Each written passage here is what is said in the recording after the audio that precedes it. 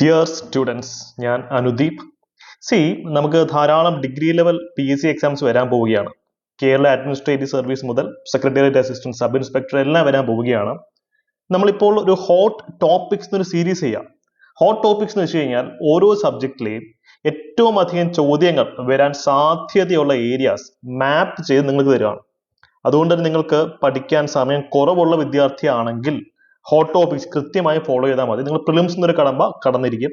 പക്ഷെ മെയിൻസിലേക്ക് വരുമ്പോൾ കുറച്ച് അഡീഷണൽ ടോപ്പിക്സും കൂടെ നമുക്ക് പഠിക്കേണ്ടിയിരിക്കുന്നു. സോ മറ്റ് സബ്ജക്റ്റുകളിലെ ഹോട്ട് ടോപ്പിക്സ് അറിയാനായി ഹോട്ട് ടോപ്പിക്സിന്റെ ഒരു പ്ലേലിസ്റ്റ് ഞാൻ ക്രിയേറ്റ് ചെയ്തിട്ടുണ്ട് കേട്ടോ. അത് യൂട്യൂബിലിടാം. ഈ വീഡിയോയുടെ അവസാനം ഞാൻ അത് പ്ലേസ് ചെയ്യാം. ആ പ്ലേലിസ്റ്റ് ചെക്കൗട്ട് ചെയ്ത് കഴിഞ്ഞാൽ മറ്റ് സബ്ജക്ട് എക്കണോമിക്സ് അല്ലെങ്കിൽ ഹിസ്റ്ററി അത്ര സബ്ജക്റ്റുകൾ അല്ലെങ്കിൽ ഇനി സബ്ജക്റ്റുകൾ അപ്ലോഡ് ചെയ്യാൻ പോവുകയാണ്. സിവിക്സ് അല്ലെങ്കിൽ കോൺസ്റ്റിറ്റ്യൂഷൻ, ആർട്ട്, കൾച്ചർ, ലിറ്ററേച്ചർ ഇതിലൊക്കെ ഹോട്ട് ടോപ്പിക്സ് അപ്ലോഡ് ചെയ്യാൻ പോവുകയാണ്. അപ്പൊ ഇന്ന് നമ്മൾ ഡിസ്കസ് ചെയ്യുന്നത് ജോഗ്രഫി എന്നൊരു സബ്ജക്റ്റിന്റെ ഹോട്ട് ടോപ്പിക്സ് ആണ്. ജോഗ്രഫി എന്ന് പറയുമ്പോൾ അതിന് പ്രധാനമായും 3 ഡയമെൻഷൻസ് ഉണ്ട് അല്ലെ. ഇന്ത്യൻ ജോഗ്രഫി ഉണ്ട്, വേൾഡ് ജോഗ്രഫി ഉണ്ട്, അതുപോലെ തന്നെ കേരള ജോഗ്രഫി ഉണ്ട്. വലിയൊരു ടോപ്പിക്കാണ്, കടൽ പോലെ കിടക്കുന്ന ഒരു സിലബസ് ആണ്. പക്ഷെ ഞാൻ ഇനി പറയാൻ പോകുന്ന ഹോട്ട് ടോപ്പിക്സ് പഠിക്കുകയാണെങ്കിൽ ആ ഒരു ഏരിയ ഫോക്കസ് ചെയ്ത് പഠിക്കണമെങ്കിൽ നിങ്ങൾക്ക് നല്ല രീതിയിൽ മാർക്ക് ബൂസ്റ്റ് ചെയ്യാൻ സാധിക്കും. അപ്പോൾ ഇന്നത്തെ PDF കംപ്ലീറ്റ് ആയി നമ്മുടെ ടെലിഗ്രാമിൽ ഞാൻ അപ്ലോഡ് ചെയ്യുന്നതാണ്.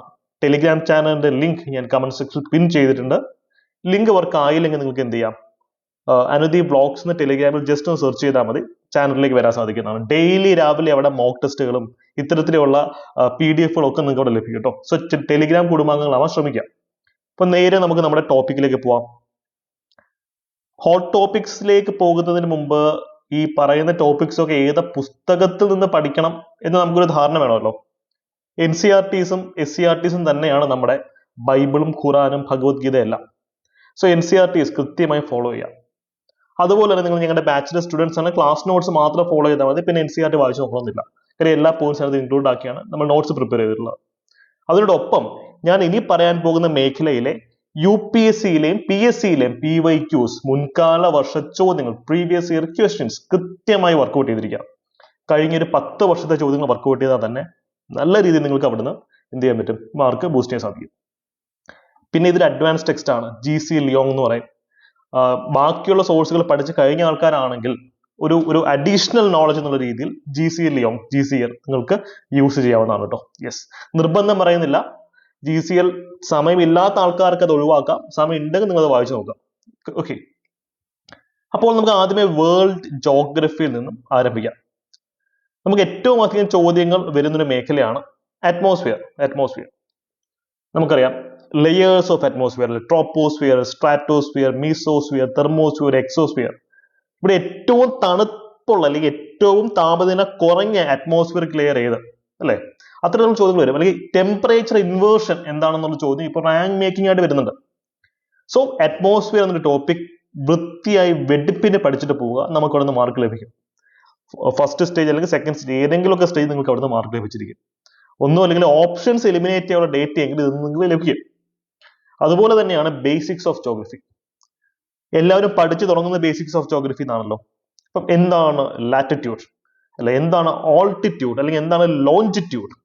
അപ്പൊ ഇത്തരത്തിലുള്ള ബേസിക്സ് ഓഫ് ജോഗ്രഫി നിങ്ങൾ നോക്കിയിട്ട് ടൈം സോൺസ് എന്താണ് അല്ലെ? അപ്പൊ ഏറ്റവും അടിസ്ഥാനപരമായിട്ടുള്ള ജോഗ്രഫിക്കൽ തത്വങ്ങളിൽ നിന്ന് നമുക്ക് ചോദ്യങ്ങൾ വരും. ബേസിക്സ് ഓഫ് ജോഗ്രഫിയുമായി ബന്ധപ്പെട്ട് നിൽക്കുന്ന മറ്റൊരു മേഖല തന്നെയാണ് റിലേറ്റീവ് ഹ്യൂമിഡിറ്റി. എനിക്ക് തോന്നുന്നു UPSC PSC പരീക്ഷകൾ കോമൺ ആയി ഏറ്റവും അധികം റിപ്പീറ്റ് ചെയ്ത് വന്നിട്ടുള്ള ചോദ്യങ്ങളൊന്ന് റിലേറ്റീവ് ഹ്യൂമിഡിറ്റി ആണ്. എന്താണ് റിലേറ്റീവ് ഹ്യൂമിഡിറ്റി എന്നുകൊണ്ട് ഉദ്ദേശിക്കുന്നത്, അല്ലെങ്കിൽ അതുകൊണ്ട് എന്താണ് ഇമ്പാക്ട് ഉണ്ടാവുന്നത്? റിലേറ്റീവ് ഹ്യൂമിഡിറ്റി മീൻസ് അതൊരു റേഷ്യോ ആണല്ലേ. അതായത് ഒരു എയർ, ഇപ്പം ഇത്രയും ഭാഗത്തെ എയർ, ഈ എയറിന് ഒരു പർട്ടിക്കുലർ എമൗണ്ട് ഓഫ് ഹ്യൂമിഡിറ്റി അല്ലെങ്കിൽ വാട്ടർ വേപ്പർ, വെള്ളം, നമ്മളിപ്പം അറ്റ്മോസ്ഫിയറിലെ ഊഷ്മാവ് എന്നൊക്കെ പറയുമല്ലോ, ഇത്രയും ക്വാണ്ടിറ്റി ഓഫ് എയറിന് ഒരു particular amount of H2O moisture hold ചെയ്യാനുള്ള കപ്പാസിറ്റി ഉണ്ടെന്നിരിക്കട്ടെ. ഇപ്പം 10 ആണ് ആ കപ്പാസിറ്റി എന്നിരിക്കട്ടെ. നിലവിൽ എത്രത്തോളം അതിനകത്ത് വെള്ളമുണ്ട്? ചിലപ്പോൾ ഒരു 3 വെള്ളം കാണത്തുള്ളൂ. ഈ റേഷ്യോയാണ് റിലേറ്റീവ് ഹ്യൂമിഡിറ്റി എന്ന് ഉദ്ദേശിക്കുന്നത്. അപ്പൊ ടെമ്പറേച്ചർ കൂടുമ്പോൾ റിലേറ്റീവ് ഹ്യൂമിഡിറ്റി കൂടുമോ അതോ കുറയുമോ? അല്ലെങ്കിൽ റിലേറ്റീവ് ഹ്യൂമിഡിറ്റിയും നമ്മുടെ പ്രസിപ്പിറ്റേഷൻ, മഴയും തമ്മിലുള്ള റിലേഷൻഷിപ്പ് എന്താണ്? അപ്പൊ അത്തരത്തിലുള്ള അനലിറ്റിക് ലെവലിലേക്ക് ചോദ്യങ്ങൾ വരാം. ഇതൊരു ഡയമെൻഷൻ ഇല്ലാത്തൊരു ക്വാളിറ്റി ആണെന്നുള്ളത് ആലോചിക്കാം. ഓക്കെ, പിന്നീട് നമുക്ക് ഓഷ്യാനോഗ്രഫി വളരെ ഫേവറേറ്റ് ആയ ഒരു മേഖലയാണ് PSCയുടെ. ഇപ്പം പണ്ട് ഇതൊക്കെ UPSCയിലെ ഹോട്ട് ടോപ്പിക്സ് ആയിരുന്നു. പക്ഷെ ഇപ്പം PSCയിൽ ഇവിടുന്ന് ചോദ്യങ്ങൾ വരുന്നുണ്ട്. ഉദാഹരണത്തിന് വാം ഓഷ്യൻ കറണ്ട് എന്താണ്, കോൾഡ് ഓഷ്യൻ കറണ്ട്സ് അല്ലെ, സമുദ്രജല പ്രവാഹങ്ങളെ പറ്റിയും ചോദ്യങ്ങൾ വരുന്നുണ്ട്. അല്ലെങ്കിൽ ഓഷ്യൻ റിലീഫ് ഫീച്ചേഴ്സ്, നമ്മൾ ഓഷ്യൻ ഒരു അനാട്ടമി ഉണ്ടല്ലോ അല്ലെ, കോണ്ടിനെന്റൽ സ്ലോപ്പ്, കോണ്ടിനെന്റൽ റൈസ്, എന്താണ് ട്രഞ്ചസ്, ഡീപ് സീ ബേസിൻ എന്താണ്, അബിസൽ പ്ലെയിൻ എന്താണ്. അപ്പൊ അത്തരത്തിൽ കടലുമായി ബന്ധപ്പെട്ടിട്ടുള്ള പ്രധാനപ്പെട്ട കീവേഡുകൾ പഠിച്ചിട്ട് പോവാം. NCERT-യുടെ പുറത്തു നിന്ന് ഇവിടുന്ന് അപൂർവമായി മാത്രമേ ചോദ്യങ്ങൾ വന്നിട്ടുള്ളൂ. +1 +2 ലെവലില് സ്റ്റേറ്റിലും CBSE ലെവലിലും ഒറ്റ ടെക്സ്റ്റ് ആണല്ലോ. അപ്പം NCERT നിങ്ങൾ പഠിച്ചാൽ മതി, സെറ്റ് ആണത്. ഓഷ്യനോഗ്രഫി പഠിക്കുകയാണെങ്കിൽ നല്ല രീതിയിൽ നിങ്ങൾക്ക് അവിടെ മാർക്ക് ബൂസ്റ്റ് ചെയ്യാൻ സാധിക്കും. ലളിതമായി പഠിക്കാൻ പറ്റുന്ന ടോപ്പിക് കൂടിയാണ്. വേണമെങ്കിൽ ഓഷ്യനോഗ്രഫി അല്ലെങ്കിൽ ഹോട്ട് ടോപ്പിക്സിലെ കുറച്ച് ക്ലാസ്സും നമുക്ക് തന്നെ ചെയ്യാം കേട്ടോ. നിങ്ങൾ കമന്റ് സെക്ഷനിൽ പറയുകയാണെങ്കിൽ നമുക്ക് വേണമെങ്കിൽ ഈ ടോപ്പിക്സ് എന്നുള്ള ക്ലാസ്സുകൾ ലൈവായിട്ട് തന്നെ ഞാൻ നിങ്ങൾക്ക് പഠിപ്പിച്ചു തരാം. അതുപോലെ തന്നെ മറ്റേ വളരെ ഇൻട്രസ്റ്റിംഗ് ആയിട്ടുള്ള ഫീച്ചറാണ് ഡയറക്ഷൻ ഓഫ് വിൻഡ്. വിൻഡിന്റെ ഡയറക്ഷൻ കൊറിയോളസ് ഫോഴ്സിനൊക്കെ പറ്റി ഇതിൻ്റെ ഉള്ളിലാണ് വരുന്നത്. എല്ലാം കാറ്റിന്റെ കളിയാണ്. ഇപ്പം മൺസൂൺ നമ്മുടെ എക്കണോമിയെയും അല്ലെങ്കിൽ നമ്മുടെ ജോഗ്രഫി ഒക്കെ ഭരിക്കുന്ന മൺസൂൺ പോലും it's A type of wind, ഒരു കാറ്റാണത് അല്ലെ. സൗത്ത് വെസ്റ്റ് മൺസൂൺ ഉണ്ട്, നോർത്ത് ഈസ്റ്റ് മൺസൂൺ ഉണ്ട്, അല്ലെങ്കിൽ എന്താ പറയാ, അത് ഭയങ്കര രസകരമായിട്ടുള്ള മേഖലയാണ്. സോ ക്ലൈമറ്റോളജിയുമായി ബന്ധപ്പെടുത്തി വേണം നിങ്ങൾ ഡയറക്ഷൻ ഓഫ് വിൻഡ് പഠിക്കാൻ. ക്ലൈമറ്റ്, ബിക്കോസ് നമ്മുടെ കാലാവസ്ഥ ക്ലൈമറ്റിനെ ഏറ്റവും അധികം ഇമ്പാക്ട് ചെയ്യുന്ന ഘടകം വിൻഡ് തന്നെയാണ്. ഇതുമായി നിങ്ങൾ റിലേറ്റ് ചെയ്ത് പഠിക്കുന്ന ഒരു മേഖലയായിരിക്കും വിൻഡ് ആൻഡ് പ്രഷർ ബെൽറ്റ്സ്. നമുക്കറിയാം നമ്മുടെ ഭൂമി ഇങ്ങനെ വട്ടത്തിരിക്കുന്ന ജിയോയിഡ് ആണെന്ന് പറയുന്നുണ്ട്. നടുക്ക് ഇക്വേറ്റർ ഉണ്ട്. ഇവിടെ പ്രഷർ ബെൽറ്റുകൾ രൂപപ്പെടും. അതായത് സൂര്യന്റെ ചൂട് നേരിട്ടടിക്കുന്ന ഇക്വേറ്ററിൽ എന്തായിരിക്കും അവസ്ഥ, എപ്പോഴും ലോ പ്രഷർ ആയിരിക്കും. അപ്പൊ അതുകൊണ്ട് ട്രോപ്പിക്കൽ റീജിയനും റിലേറ്റീവ്ലി സ്പീക്കിംഗ് ലോ പ്രഷർ ആയിരിക്കും. പക്ഷെ തൊട്ട് മുകളിലേക്ക് പോകുമ്പോൾ ഹൈ പ്രഷർ വരും, പിന്നെ ലോ പ്രഷർ വരും, പിന്നെ ഒരു ഹൈ പ്രഷർ വരും. പോളാർ റീജിയൻസ് ഒക്കെ ഹൈ പ്രഷർ ആണ്. അപ്പൊ ഇത്തരത്തിലുള്ള വിൻഡ് ബെൽറ്റുകൾ നമ്മൾ കൃത്യമായിട്ട് പഠിക്കണം. ഇതിന്റെ ഇടയിലാണ് ട്രേഡ് വിൻഡ്സ് അല്ലെങ്കിൽ നോർത്ത് ഈസ്റ്റ് വിൻഡ്സ് അല്ലെങ്കിൽ ഡോൾഡ്രം, ഹോഴ്സ് ലാറ്റിറ്റ്യൂഡ്, അത്തരത്തിലുള്ള കീവേഡ്സ് ഒക്കെ വരുന്നത് വിൻഡ്സ് ആൻഡ് പ്രഷർ ബെൽറ്റ് എന്ന സെഗ്മെന്റ് ചെയ്താണ്. ഇവിടെ നിങ്ങൾ മാർക്ക് ചെയ്ത് വെച്ചോ, UPSCയിലെ ചോദ്യം അതേപടി കോപ്പി ചെയ്ത് PSCയിൽ വരും ഈ ഒരു സെക്ഷനകത്തുനിന്ന്. അപ്പോൾ ഇത് ഒരു സ്പെഷ്യൽ ഫോക്കസ് എടുത്ത് പഠിക്കേണ്ടതാണ്. പക്ഷെ UPSCയിൽ ചോദിക്കാത്തത് എന്നാൽ PSCയിൽ വന്നതുമായിട്ടുള്ള പുതിയൊരു ഒരു മേഖലയുണ്ട്. അതെനിക്ക് ഭയങ്കര ഇഷ്ടപ്പെട്ട ഒരു ചോദ്യമാണ്. ഞങ്ങൾ ക്ലാസ്സിൽ ഇത് പഠിപ്പിച്ചിട്ടുണ്ട്. ജിയോഡസി. എന്താ ജിയോഡസി? എർത്തിന്റെ മോർഫോളജിയിൽ എർത്തിന്റെ ഷേപ്പ് ഉള്ള ഷേപ്പിനെ പറ്റിയുള്ള പഠനമാണ് ജിയോഡസി എന്ന് പറയുന്നത്. പണ്ട് കാലത്ത് പറഞ്ഞിരുന്നു എർത്ത് എന്താ, ഫ്ലാറ്റ് ആണ്. പിന്നെ പറഞ്ഞ എർത്ത് വട്ടത്തിലിരിക്കുന്നതാണ്. പിന്നെ വട്ടമല്ല, ജിയോയിഡ് ആണ്. ജിയോയിഡ് മീൻസ് സ്പെറിക്കൽ ആണ്, പക്ഷേ സൈഡിൽ ഒരു ബൾജിങ് കാണും. നമ്മുടെ സെൻട്രിപീറ്റൽ ഫോഴ്സ്, സെൻട്രിഫ്യൂഗൽ ഫോഴ്സുമായിട്ടൊക്കെ ബന്ധപ്പെട്ടിട്ടുള്ളതാണത്. അപ്പം ഇതുമായി ബന്ധപ്പെട്ട് നിങ്ങൾ ജോഗ്രഫിക്കൽ ഇൻഫർമേഷൻ സിസ്റ്റം GIS-നെ പറ്റി പഠിക്കുക. ഓക്കെ, ക്ലൈമറ്റോളജി പറ്റി ഓൾറെഡി പറഞ്ഞു. ഇത് എന്തായാലും നമുക്ക് ചോദ്യം വരും. കാര്യം ക്ലൈമറ്റ് ചേഞ്ചിന്റെ വക്കിലാണ് ഭൂമി. കാലാവസ്ഥ വ്യതിയാനം മാറിക്കൊണ്ടിരിക്കുകയാണ്. ചിലപ്പോൾ ഭയങ്കര ചൂട്, ചിലപ്പോൾ ഭയങ്കര തണുപ്പ്, ഇരിക്കപ്പുറത്ത് ഇല്ലായിരിക്കുകയാണ് നമ്മൾ എല്ലാവരും. So climatology is a very important topic and you should link it with current affairs. ആനുകാലിക വിഷയങ്ങളുമായി ബന്ധപ്പെട്ട് പഠിക്കുക ക്ലൈമറ്റോളജി.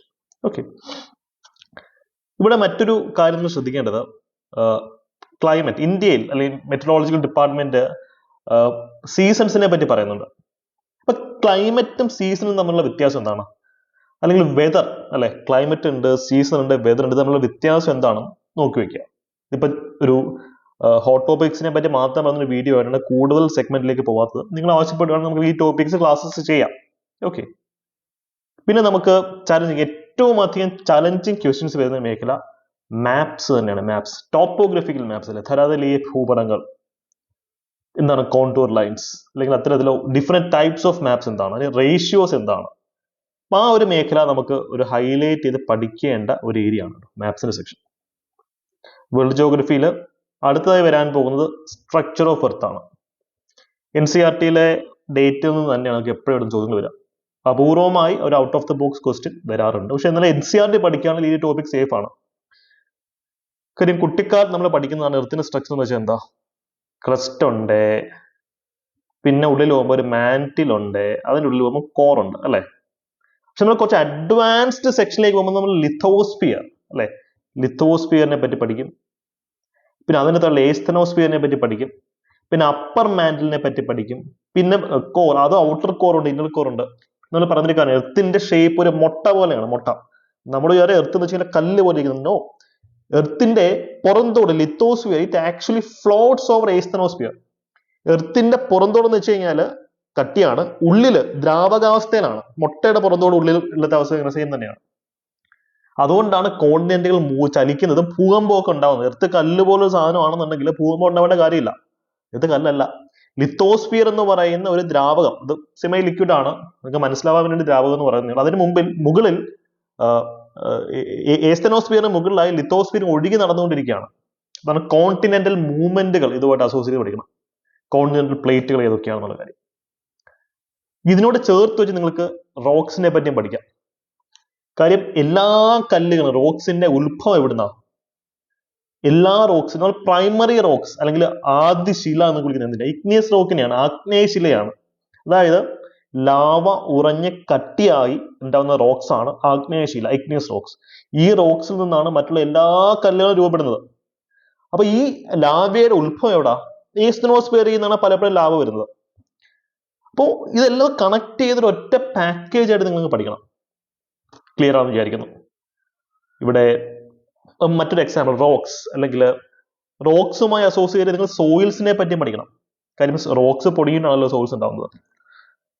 അപ്പം എന്തുകൊണ്ടാണ് കേരളത്തിലെ സോയിൽ ലാറ്ററൈറ്റ് സോയിൽ ആവുന്നത്, അല്ലെങ്കിൽ ഡെക്കാൻ പ്ലേറ്റ്യൂവിൽ ബ്ലാക്ക് സോയിൽസ് എന്തുകൊണ്ട് വരുന്നു? അതൊന്ന് അനലൈസ് ചെയ്യണം. കാര്യം കേരളത്തിലെ ക്ലൈമറ്റ് എന്താ? മഴ വെയില് മഴ വെയില് മഴ വെയിലിന് ഇടവിട്ട് വന്നുകൊണ്ടിരിക്കുകയാണ്. ഈ സാഹചര്യത്തിൽ ലാറ്ററൈറ്റ് സോയിലുകളായിരിക്കും ഉണ്ടാവുക. ഡെക്കാൻ ട്രാപ്പ് എന്ന് വെച്ച് കഴിഞ്ഞാൽ ഇവിടെ ബ്ലാക്ക് സോയിലിന്റെ ഒരു അതിപ്രസരം ഉണ്ടല്ലേ, ഡെക്കാൻ ട്രാപ്സ് എന്നാണ് അതിന്റെ പേര് പറയാം. അപ്പോ അനലറ്റിക്കലായ ഒരു മേഖലയെ അപ്രോച്ച് ചെയ്യണം. പിന്നെ സ്ഥിരമായി പി എസ് സി ചോദിക്കുന്ന ഒരു കീവേഡാണ് ഐസോ ഹാലൈൻ. എന്താ ഐസോ ഹാലൈൻ? ഐസോ തെർമൽ, ഐസോ ഹാലൈൻ, അല്ലെ ഐസോ ഹൈറ്റ്സ്, അങ്ങനെയൊക്കെ പല കീവേഡ്സ് ചോദിക്കും. ഇപ്പൊ ഐസോ ഹാലൈൻ എന്ന് വെച്ചാൽ എന്താ?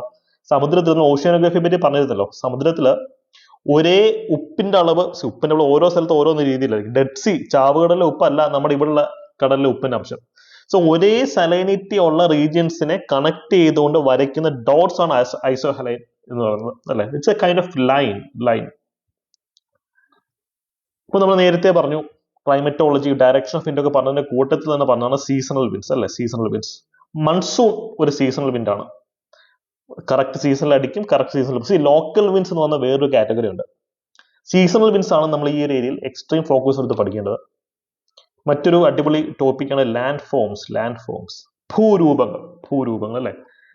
ഭൂരൂപങ്ങൾ ഉണ്ടാവുന്നത് എങ്ങനെയാണ്? ഒന്നുകിൽ കാറ്റ് കൊണ്ടുണ്ടാവും, അല്ലെ? അല്ലെങ്കിൽ ഗ്ലേഷ്യർ മൂവ്മെന്റ്, അല്ലെങ്കിൽ വെള്ളം ഒരു സ്ഥലത്ത് കുത്തി ഒലിച്ചു കഴിഞ്ഞാൽ അവിടെ വാലിയായി മാറും. അപ്പൊ അങ്ങനെ ഭൂരൂപങ്ങൾ എങ്ങനെയാണ് രൂപീകരിക്കപ്പെടുന്നത് ആലോചിക്കാം.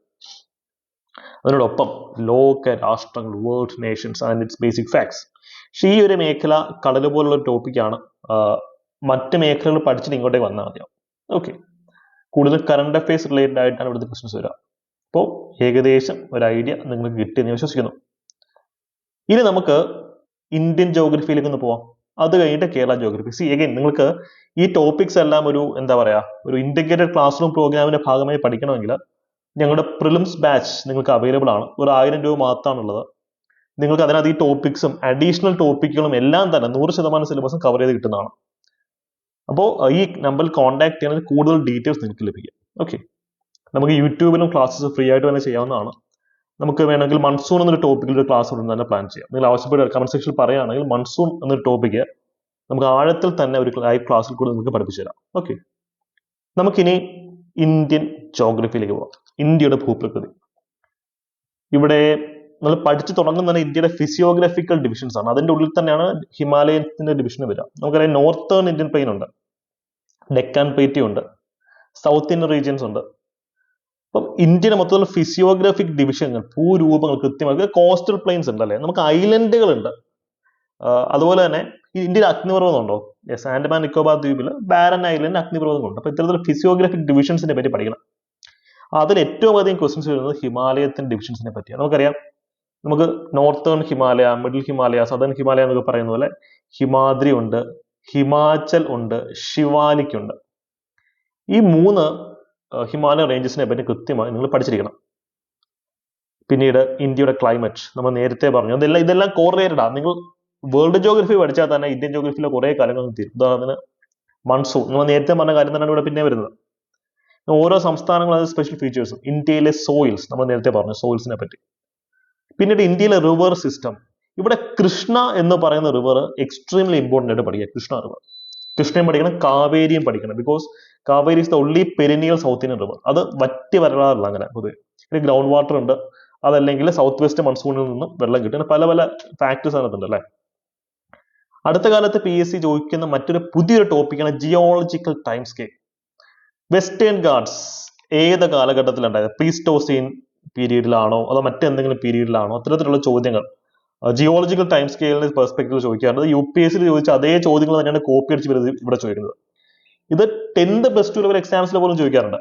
പക്ഷെ ഇതൊക്കെ നമുക്ക് പ്രെഡിക്റ്റ് ചെയ്യാൻ പറ്റുന്ന കാര്യങ്ങൾ മാത്രമാണ്. നിങ്ങളൊന്ന് മനസ്സിൽ വെക്കണം, ഇതൊക്കെ പഠിച്ചെടുക്കാൻ പറ്റും. പിന്നെ മൺസൂണിനെ പറ്റി നമ്മൾ ഓൾറെഡി ചർച്ച ചെയ്തു. ഇനി കേരള ജോഗ്രഫി കൂടെ പറഞ്ഞിട്ട് നമുക്ക് ഇന്നത്തെ ക്ലാസ് വൈൻഡ് അപ്പ് ചെയ്യാം. കേരള ജോഗ്രഫി, വെസ്റ്റേൺ ഗാർഡ്സ് ആണ് ഏറ്റവും ഹോട്ട് ആയ മേഖല, വെസ്റ്റേൺ ഗാർഡ്സ്. പിന്നീട് നമ്മുടെ ചുരങ്ങൾ, താമരശ്ശേരി ചുരം എന്നൊക്കെ പറയുന്ന പോലെ different types of passes. Palakkad ചുരം നോക്കി വെച്ചോളൂ ഇപ്രാവശ്യം. ഓക്കെ. പിന്നീട് പെരിയാറിനെ പറ്റി ചോദിക്കും. കേരളത്തിന്റെ ക്ലൈമറ്റിനെ പറ്റി വ്യക്തമായി പഠിക്കും. മൺസൂണിനെ പറ്റി നിങ്ങൾ ഇന്ത്യൻ ജോഗ്രഫിയിൽ പഠിച്ചു കഴിഞ്ഞാൽ ഇതിൽ വലിയൊരു പോർഷൻ കവേർഡ് ആവും. ഇതൊക്കെ സ്റ്റാൻഡ് അലോൺ ടോപ്പിക്സ് അല്ല, എല്ലാം പരസ്പരം ഇന്റർലിങ്ക്ഡ് ആണ്. അപ്പൊ ഒരെണ്ണം പഠിക്കുമ്പോൾ മറ്റേതുമായി ഓവർലാപ്പ് ചെയ്ത് വരുന്ന രീതിയിൽ പഠിച്ചു തീർക്കാം. കേരളത്തിലെ ഡിസ്ട്രിക്റ്റുകളും അതിന്റെ ഫീച്ചേഴ്സും. ചൈൽഡ് സെക്സ് റേഷ്യോ, ഇതൊരു പാരഡോക്സ് ആണ്. കേരളത്തിൽ സെക്സ് റേഷ്യോ എന്ന് വെച്ചാൽ എന്താ? സ്ത്രീ പുരുഷ അനുപാതമാണ്. ജനറലി സ്പീക്കിംഗ് കേരളത്തില് സ്ത്രീകളാണ് പുരുഷന്മാരെക്കാൾ കൂടുതൽ. പക്ഷെ കുട്ടികൾക്കിടയിൽ, ചൈൽഡിന്റെ ഇടയിൽ ഇത് നേരെ തിരിച്ചാണ്. ഇതൊരു ഡെമോഗ്രഫിക്കൽ പാരഡോക്സ് എന്ന് പറയാറുണ്ട് അല്ലെ. നോർത്ത് ഇന്ത്യയിലാണെങ്കിൽ പറയായിരുന്നു ഓക്കെ ഗേൾ ചൈൽഡിനെ കൊല്ലും അല്ലെങ്കിൽ ഫീമെയിൽ ഇൻഫാന്റിസൈഡ് ഉണ്ടായിരുന്നു. പക്ഷെ കേരളത്തിൽ അങ്ങനെ സിനാരിയോ ഇല്ല. സ്റ്റിൽ കേരളത്തിൽ ഫീമെയിൽ ചൈൽഡ് സെക്സ് റേഷ്യോ ലോപ്സൈഡ് അല്ലെങ്കിൽ കുറച്ച് റിഗ്രസീവ് ആണ്. അപ്പൊ അതിന്റെ റീസൺസ് എന്താണ്? ആ രീതിയിലുള്ള ചോദ്യങ്ങൾ വരാം. ഓക്കെ, ഒരു പാരഡോക്സ് തന്നെയാണ്. പിന്നെ കേരളത്തിലെ റോഡ് ഡെൻസിറ്റി നോക്കി വെക്കുക. കേരളത്തിലെ ഈസ്റ്റ് ഫ്ലോയിങ് റിവേഴ്സ് പർട്ടിക്കുലർലി നോക്കി വെക്കുക. അപ്പം കേരളത്തിലെ ലാൻഡ് സ്ലൈഡ്, ഫ്ലഡ്, അതുപോലെ തന്നെ എൻവയോൺമെന്റൽ ഇഷ്യൂസ്, ഭൂപ്രകൃതിയുമായി ബന്ധപ്പെട്ടിട്ടുള്ള പ്രശ്നങ്ങൾ ഒന്ന് പഠിച്ചിട്ട് പോകും. അത് കറണ്ട് അഫയേഴ്സ് ഓറിയന്റഡ് ആയിട്ട് തന്നെ പഠിക്കണം. അപ്പൊ ഇത്രയാണ് നമ്മുടെ ഹോട്ട് ടോപ്പിക്സിനെ പറ്റി എനിക്ക് പറയാനുള്ളത്. അപ്പൊ നിങ്ങളെ സഹായിക്കാനായി ഞങ്ങൾ അഫോർഡബിൾ ആയിട്ടുള്ള ധാരാളം ബാച്ചുകൾ ആരംഭിച്ചിട്ടുണ്ട്. നിങ്ങൾക്ക് ഏത് വേണമെങ്കിലും ചൂസ് ചെയ്യാം. യൂട്യൂബിലും ടെലിഗ്രാമിലും ഞങ്ങൾ ഫ്രീ ക്ലാസ്സുകളും അപ്ലോഡ് ചെയ്തുകൊണ്ടിരിക്കുന്നതായിരിക്കും. ഓക്കെ, അപ്പോൾ മൺസൂൺ എന്നൊരു ടോപ്പിക്കിനെ പറ്റി, ഇതൊരു ഹോട്ട് ടോപ്പിക്, നമുക്ക് എന്തായാലും ക്വസ്റ്റ്യൻസ് വരാൻ സാധ്യതയുള്ള മേഖലയാണ്. അതിനെ കുറിച്ച് നിങ്ങൾക്കൊരു മാസ്റ്റർ ക്ലാസ് വേണമെങ്കിൽ നിങ്ങൾക്ക് അതും കമന്റ് സെക്ഷനിൽ പറയാം. Okay, all the best. Thank you. By.